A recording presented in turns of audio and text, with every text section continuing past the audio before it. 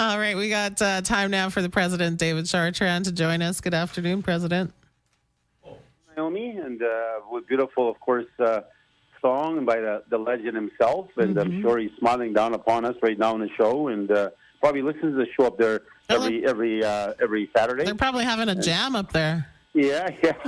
All the legends are up there, right? And all the people he felt were considered legends. So clearly, I'm sure he's having a hell of a day up there, and hopefully, as I said, that the people don't forget who Ray St. Germain was. He was a legend, and somebody that'll keep captured in the minds of our families and our community.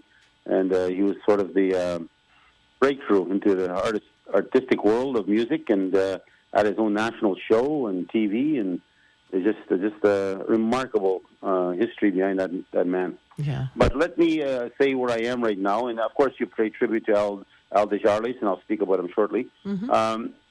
But I'm at the Infinity Women's Secretariat at AGA at the Assiniboine Downs, and it is packed house, by the way.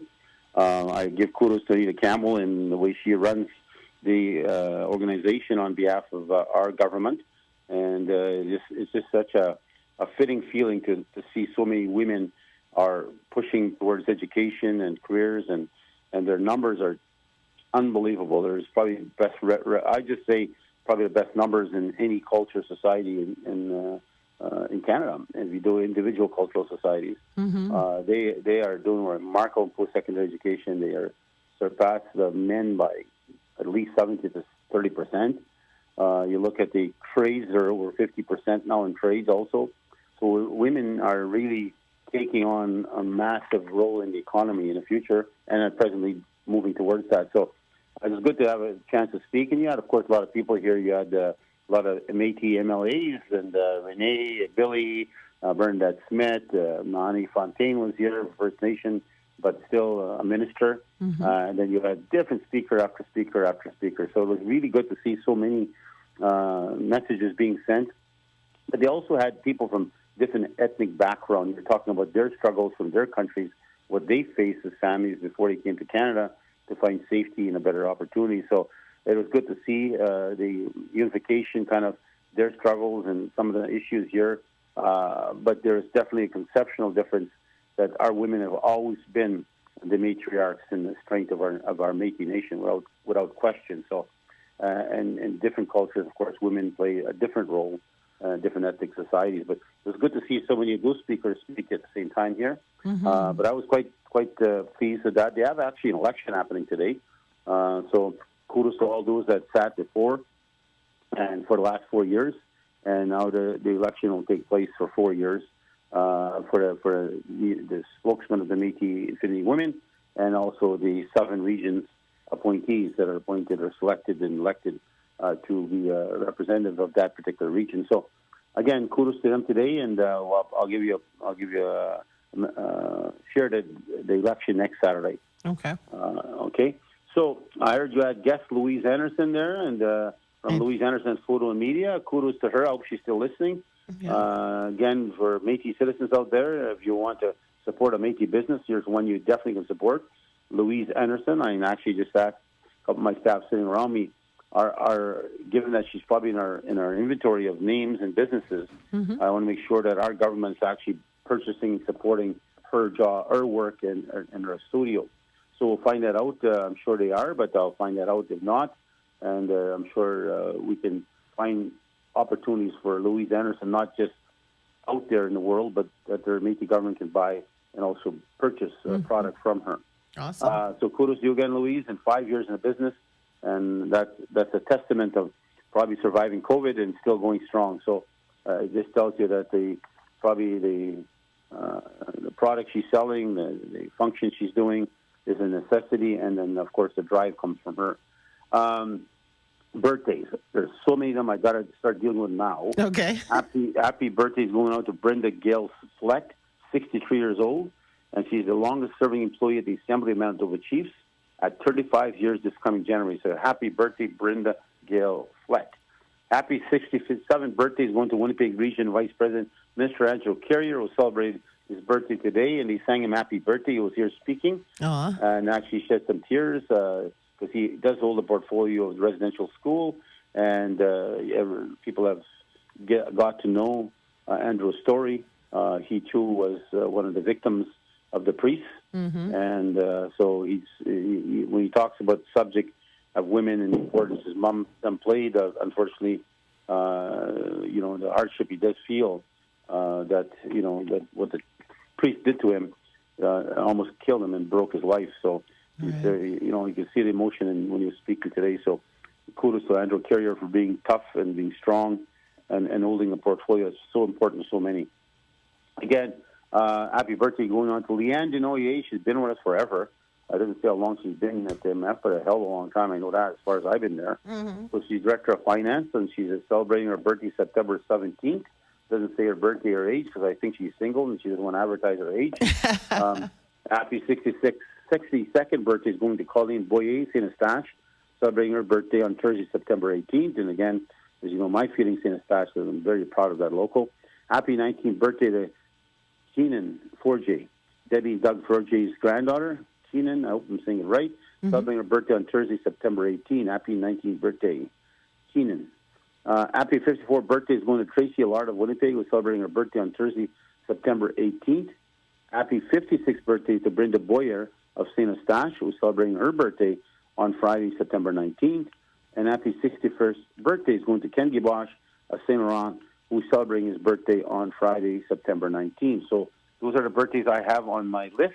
So if I missed others, if you want to send them in, we'll definitely announce your birthday. It's always important we celebrate birthdays, and remember, that's what brings families together usually at birthday parties or Easter or weddings. And speaking of weddings, I have to go to one tonight, and congratulations is going to my brother-in-law Calvin Yakachuk and his bride, I think it's Kathy. We're getting married on Saturday, September 13th. And that's tonight. It'll take place this evening. I actually have a busy agenda. I'm here throughout part of the day. From here, then I have a meeting with Lauren Pelche on economics, the Federation on Investments. And then after that, I go to the WAP Canoes Gala. That's happening at I think at the Victoria. And then from there, I go to a wedding. So wow, it's a hell of a long journey today. Yes. And also, Rena and Jenica Fleury will be married on Friday, September 19th. I'll be going to that particular wedding taking place. And, you're passing me stuff, though. Is there any more weddings or any more? Because I know I'm going to also another wedding, which is called Chartrand and Jesse's son, Hunter.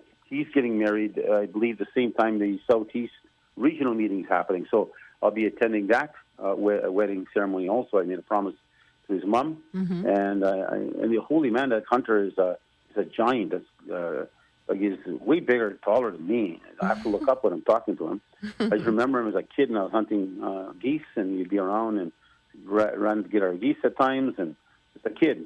Now I got to look up in the air and stare at him. So it's a giant of a man. So I'm definitely trying to make sure, without question, I'll be attending that funeral.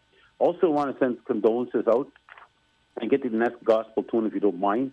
It's going out to Janice Yakchuk and, of course, Ken Danielson. You're a big fan. And, of course, the rest of the brothers and sisters for the loss. And of course, Gloria, my wife, and the loss of Joanne Head. That's her auntie, formerly known as Janice Danielson. She was one of the 60 Scoop survivors, along with, of course, Gloria's mom and the rest of the family were all taken. And I think Kenny ran away, and he was from place to place to place to try to survive. But the rest of them were scooped up, and all they remember is being thrown in his big car and looking back and taken away and given away to other families. Wow. So they're part of 60 Scoop survivor, and she's now left this world. She's gone to join the rest of her grandpa and the rest of them. She's the only one out of the group so far that has passed. So, and of course, I know her personally, and Joanne had a lot of great pride and carried herself well, and was not ashamed or afraid to say her points of view. And so she's now in her new pathway home, and I know Janice is taking it very hard. That's her younger sister. And so I'll probably be heading to that funeral later on in the week. So again, to the Head family, to the Danielson family, our condolences from myself personally as a family member, but also on behalf of the Métis government. We want to thank you for that. Yesterday, I had a chance also in our business. I had a chance to go to the Chamber of Commerce event. Minister Tom Hudson was there. He was introduced by Rebecca Chartrand, who introduced him as a guest speaker at the Chamber of Commerce, and his message was very positive, and excitement was in the air, about what is he going to say in the context of Churchill, what's he going to say, if there's any kind of assurances that Churchill will be selected. There's 5 that so far have been selected, and one is the Port of Montreal, and then there's gas and mines, I believe, and others that have been selected. So there's 5. Now there's 5 more potentially coming on the plate, and one of the things that was interesting is how he expressed it, that he expects it to be announced before the Grey Cup. So now the second tranche of those selected, we're crossing our fingers, crossing our legs, hoping it's going to be Churchill. And because if Churchill's selected, it creates a massive economy for Manitoba, great opportunity for the North. The North has been seeking for so long now, besides mines and forestry, what else can we do with our natural resources? Well, clearly, the port now will be the third segue of getting our product out of our country into a shorter pathway, actually, to our new customer base. And the timing couldn't be better because Trump is trying to, of course, create this economic war with us and hopefully kind of bankrupt Canada and make us an American state. That's his fantasy and his dream, and is always will be a fantasy. Canada will never, ever sell itself as Americans. But however, the damage that could be caused, and I echo this over and over, Naomi, because I said it today in a speech to all the women as packed in here. If there's a recession, let's understand this. Potentially factories can shut down, businesses can close, families can lose their jobs, people can lose their houses. There's the damage can be wide, right across this beautiful country. So we hope now in Manitoba, if we get the port, if we get national defense, that there will be billions upon billions coming in here, and that in return will have us earning billions in income and opportunity. So again, that's good to see, and I'm very proud that Lauren Peltier has been selected as one of the 12-member advisory board that sits on behalf of Canada. I seen that, yeah. 12, I believe. Yeah, 12. Yes, there's 12 of them. And so, Kat is trying to challenge me. There's 11. I said, no, there's 12. So anyways, Lauren's been selected as one of them. Now, he doesn't represent Manitoba per se. He's from Manitoba. The key question is this. The advisors are getting across. She's showing me a thing that says 11. Well, my understanding of the announcement was maybe it was 12. So, but aside from that, 11 or 12, he's selected as one because of his economic strength and background, to give advice to the minister, to the committee that's making decisions on billions upon billions. And they're talking about a $600 billion investment economically in Canada, meaning private sector, government, and all those involved. So in order to counter, of course, the storm coming from the south, economic storm that's about to attack or meet or affect us in some form or nature from Trump's movement. But again, I was very proud. I know some First Nations have echoed negative sentiment against that, and it's unfortunate. I'd be proud of a First Nation was there because you have to select so many people across Canada. So it's not about being Manitoba. It's not being about the North. It's not being about the South. It's not being about a province or a territory.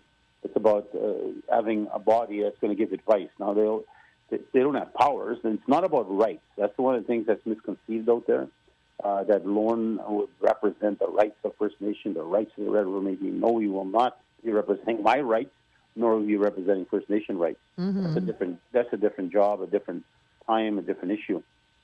But clearly from that standpoint. But what's more fundamental is that if I fail to do my job now, to make sure that I lobby like hell to get Churchill to be invested in, and if I lobby like hell to get national defense to get invested in there, I will fight hard to get it done, because I know it's going to be a segue for decades-long employment, decades economically of opportunity, and definitely something that's going to be direly needed in this beautiful province, but especially in the north. It's the dream that everybody's been waiting for, because I assure you this, that the longevity of Churchill Port, if it stays the way it is, it will crumble. It's nearly at its crumbling stages. Referenced by Mike Spence the other day, he said he sits as chairman of the Arctic Gateway, which of course runs the line and the port. And I think I have about 20 First Nations on there and 5 communities, mayors and councils. And we're not part of that. But those 28, I believe, that's a number I think he used. I'm not sure, but clearly at the end of the day, he said they're in full support of Churchill. I'm proud to hear that. Proud to hear those chiefs are behind that, because I think they see the vision too. Because if we fail to do our job as leaders, what are we going to tell our young kids, our nephews, our grandkids? Oh, by the way, we screwed up. We didn't support something that could have changed economically our future and give you a chance to buy a home, to buy a car, to go and get an education, to do everything your dreams could come real. And you're going to go tell them the story later. So from my perspective, I'm going to fight like hell to get this done, and because I want to make sure the legacy I leave behind is I fought for the next generation to make sure they had opportunity, make sure they had jobs, make sure that our province survived the economic war. It will be talked about one day in the books. History books will talk about this time when we were attacked economically by Trump and by the United States, our brother and our sister, we'll call it, next door to us, who we do 80% of our trade with, that we got to find a new partner on. So clearly, and partners. So clearly, at the end of the day, it's a big challenge, but I think we're in the right mindset, and if all of us work together, it's going to be better for all of us. Same thing. My invitation to First Nations is still the same. Let's sit down. Let's work together. Let's figure out how we can help each other. Let's figure out how we make sure our people get the jobs, our people's businesses are included. Make sure that there's a construction company that has a chance to maybe build something in Churchill, build something for the investments that are coming by the billions, that we get our companies in there. So I think that's going to be fundamental. And as I said, don't get this mixed up with rights. That's a different ballgame, a different time frame. So again, I'll keep on pushing Churchill, and I'll keep on pushing National Defence to invest in Manitoba. I know they'll be going to Nunavut for sure, maybe the Northwest Territories, because the reason National Defence will be focused in the north is because the closest segue into North America for Russia is through North America, through our territory, through Canada's territories, through Nunavut, through Northwest Territory, into Canada, into the United States. So that's why that is going to be a fundamental priority for the government of Canada. We need to put our own defenses up in that area. So we did make some cabinets. I did make some cabinet shuffles. Okay. I moved some people around in the context, and I'm very proud to announce, for example, Joanne Remillard, who used to be the Minister of Environment, is now no longer there. She's now the Minister of Education. After leading the growth of the environment, she's now taken on a bigger portfolio, not lesser value portfolio, but a bigger portfolio, with a lot of moving pieces. Joan Ledoux will continue to support education, but as Associate Minister. As you all know, Joan got sick and it's taking time to heal and get herself back into a better position.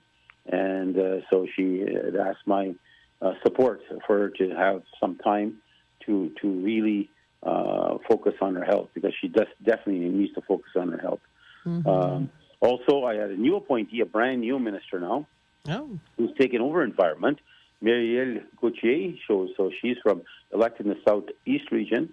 She's from St. Malo district, and she's now nervous as hell. She's taken on a hell of a big portfolio environment-wise, because it has international and national and provincial implications.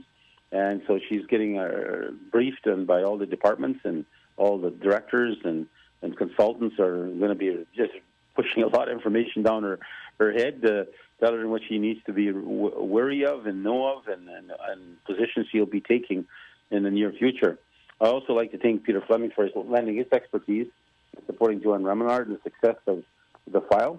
And I've moved David Boudon into supporting that sector of the file. So Dave Boudon now, not only will he still be the Minister of Agriculture, but he'll be the Associate Minister of Climate Change and Environment. So kudos to them, and it's great to see and great to know what's happening.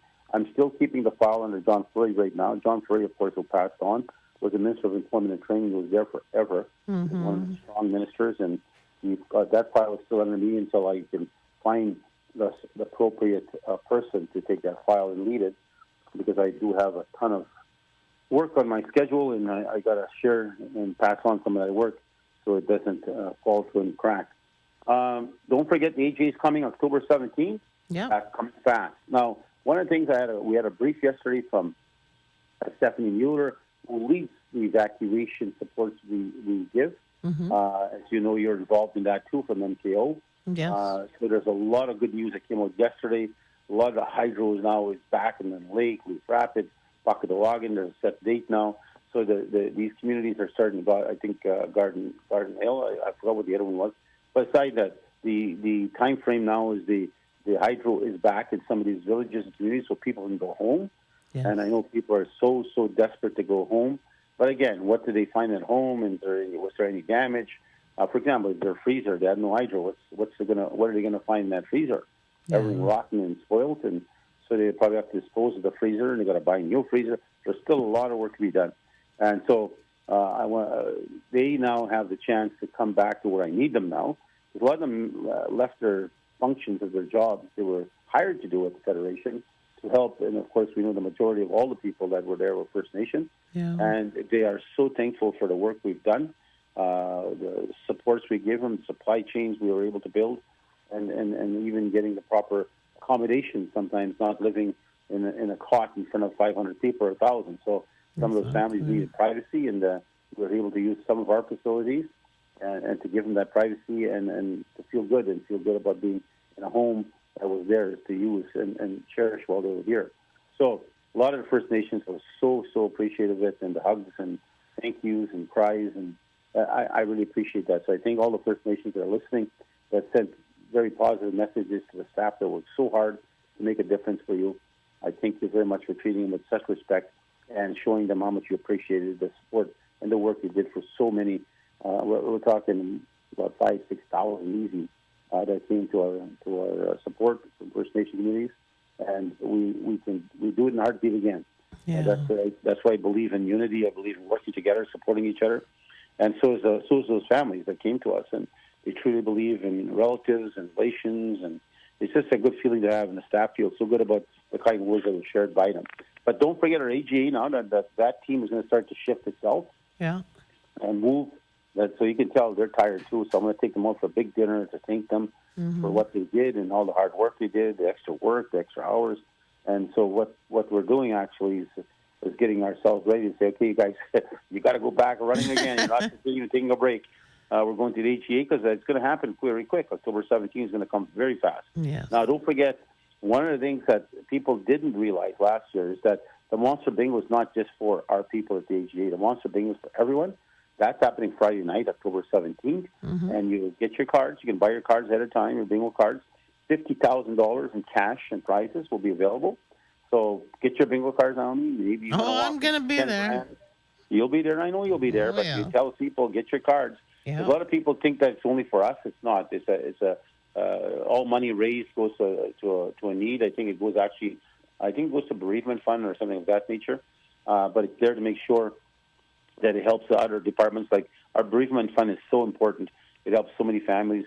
Like, for example, Joanne has some support. Joanne Head, she's smart. She bought her some things for if she passes, that the insurance that she put in place would cover it. But if there's anything that's short, then our government will step into the bereavement fund to help out.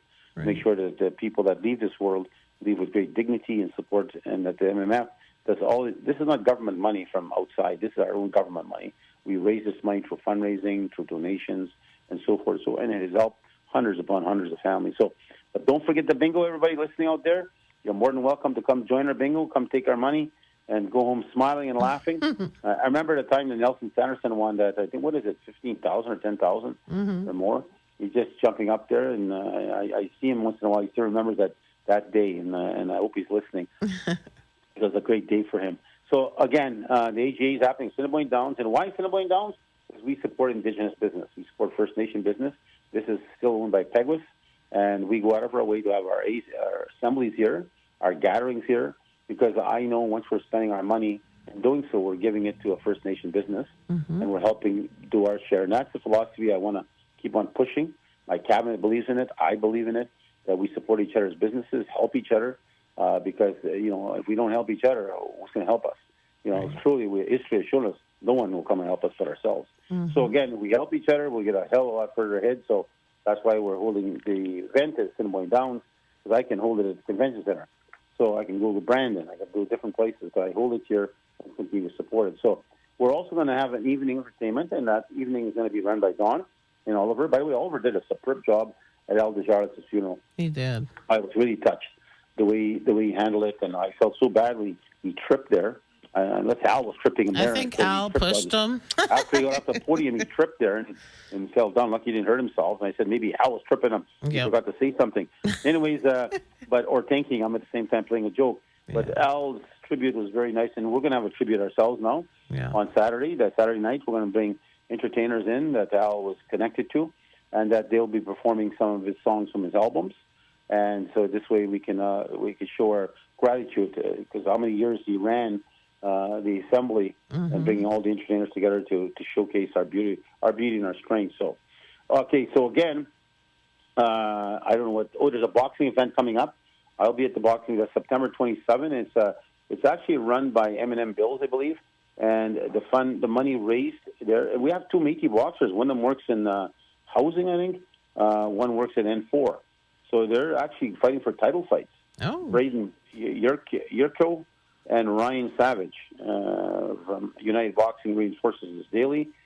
So we have Gavin Forbes, I think, from LRI, and Braden Yurko, I think, he's fighting there. Those two are fighting. So they're representing themselves, I guess, and clearly MMF and departments. And kudos to you. They're actually, these are serious fights. It's not just.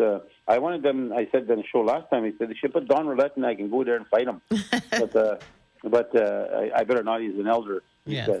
Anyways, but again, I'm going to be there, and so is many others. And all the money is going to the Métis Manor on Notre Dame. And again, to remind our citizens, Métis Manor was used by the evacuation families. That now we're fixing it all up back, and it's a brand new building on Notre Dame. And it will now be used what it was intended for, is for our Métis families that come in that can't afford regular hotels.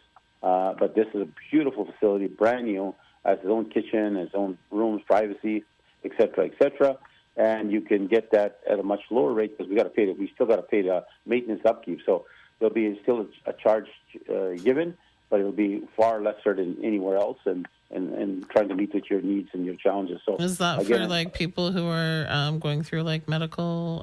Yes, people that's why we bought it in Notre Dame, beside not far from the hospital, and clearly at the end of the day, because we don't have supports from Canada as the Métis. Yeah, like the First Nations, they will get the Canada Indians connected to Health Science Center, and Health Canada will pay for those stays. Yeah, we don't. We have to raise our own money, and so our citizens are very thankful by having a facility, but they're also understanding that they too got to help in keeping a place open and a place there for them. So when people come in, sometimes they have to come for a week or 2 weeks. Somebody has cancer, somebody's going through some medical challenges. Then now they have a place they can call their own. So again, that's going to be very, very important. And I want to look forward to seeing all of the people putting up their names to come down and get there. So again, I look forward to the event, and by the way, Stony Mountain Métis Local will be holding their second annual Every Child Matters event on Saturday, September 20th, 2025 at Stony Mountain Rec Center. Doors open at 3:30. Tickets are $20 for youth, 16 are $10, and children 500 are free. There'll be silent auction. Norman Chief Memorial Dancers. Kevin Chief will be flying around there somewhere. Will perform at 4:30. And Jason, a great fiddler. Jason Appleyard and the Country Pride Band will perform from 6 to 9. So if you want, and then they're going to have Danny's whole hog roast beef on a bun side. So anybody wants to go to an event on the 20th, starting at 3:30, get down to Stony Mountain, and I believe it doesn't say Stony Mountain Rec Center. So you'll have a chance to go there. So again, I'll close off, and I want to thank congratulations to the private homes that made the application. They're getting $40,000 each to make childcare spaces in the smaller communities. And these two families, one is Wisha Family Childcare, Renee DuPont in Steinbach, for up to 8 children. Her home is being renovated to care for up to 8 children. And Rockridge Home Childcare, Shannon Keller and Bloom North are up to 8 children also in that. Because what we also do, we only build daycare centers, and we hire people. We're telling people, keep on getting your careers. It takes 18 months to get a certificate. I assure you come to us, we will hire you. Just want to keep on building our child care centers. They're a desperate need for a lot of women, men today need a double income in a family, so both of them are working, and they need daycare to help support their economic needs and also their employment needs. So we'll keep on building daycare centers, but we took another option and said you can actually have a private one, your own house. We'll give you $40,000, a grant, to renovate your house, and you could turn that into a child care center. So that's a new program, Naomi. It's working well. I think there's 8 to 10 already private ones that are being built. The house is there already, but they might be building an attachment to it, etc. Okay. So it shows you again the innovation, and thank Minister Chartrand for that, Francis for the work they're doing there, and all of that department. So with that being said, I'll say goodbye, and again to my mother-in-law out there, who's been an avid crusader and fighter for Métis rights, and for many, many years, and many times she's on the AGA microphones arguing for housing for the North and Cranberry Portage. I know now she's in need of prayers, so please send it to Kenny and to Janice and the rest of the family, Debbie, Richard, all those family members that lost their sister. Send it to the Danielson family and the Head family, and show them that we care and that they matter. Take care, everybody, and we'll see you next Saturday. All right. Take care.